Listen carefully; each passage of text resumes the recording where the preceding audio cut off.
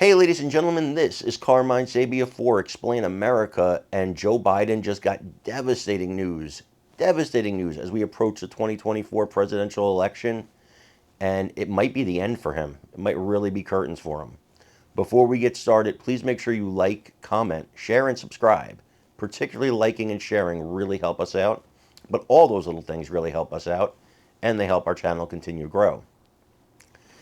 Joe Biden has run unopposed for the Democrat nomination for president, like most incumbent presidents do. But now there's a new challenger.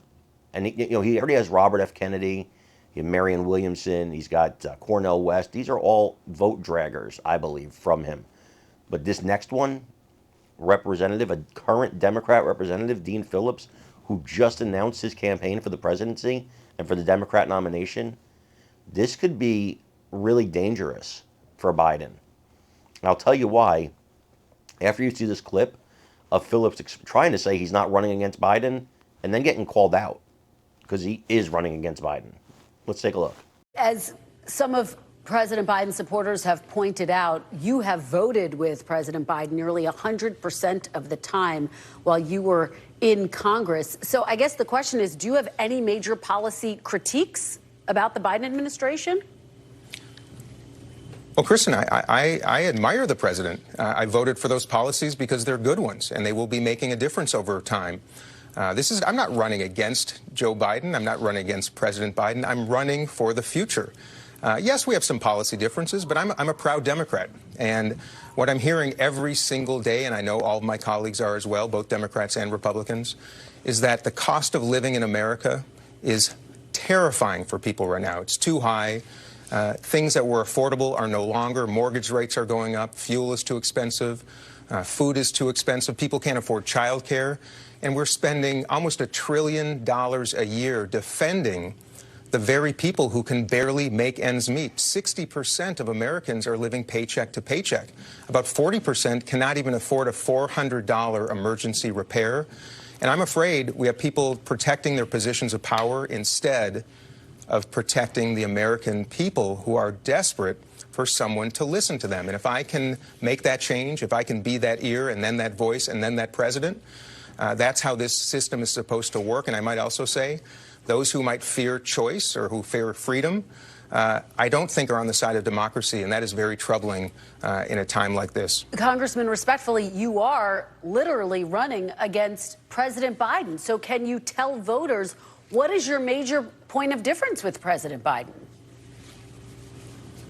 I'm not running against President Biden. I'm running for the majority of Americans who want somebody different. But you just announced you're running for president, aren't you? That means you're running against President Biden. That's literally the definition of what that means. And I'm doing it, and I'm running for president because America deserves to have someone listen to them. I am someone that feels so deeply that this system is so broken, is so corrupt, and is so in need of someone who does not come from 50 years of spending time in Washington, a culture of conflict instead of cooperation.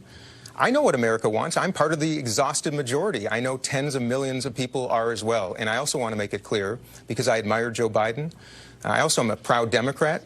I would not run as an independent. In fact, I encourage all the third-party candidates to enter the primary. Cornel West, Robert Kennedy, the No Labels effort. I think that would be the most traumatic, dangerous decision possible. I want people to actually enter the primary because that's how we do it in America. And frankly, I'm still extending an invitation to more, because we need more contributions in our political lives. We need more competition, and we need more participation. That's why I'm doing this, and I'm doing it with joy, but also recognizing the existential threat to our country. Gun violence. 18 people were just killed in the state next door in Maine. 18 Americans. And because Americans in Congress are fighting one another, we're not fighting for the people we represent. I'm going to change that. I look forward to it. And if I don't succeed, rest assured I will be supporting the eventual Democratic nominee. But Americans are saying they want somebody else. The reason I think this is bad for Biden, I don't think Phillips is going to beat him, but I think he could do enough damage, especially highlighting the age disparity, to really hurt Biden in the general election. Biden's going to win the Democrat primary, barring something unforeseen.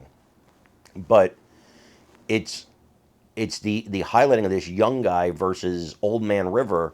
I think that's really going to hurt him heading into the into the general election, because it's going to bring it to the minds of voters, particularly Democrat voters. A new poll just came out that showed only 39% of Democrats are happy with Joe Biden.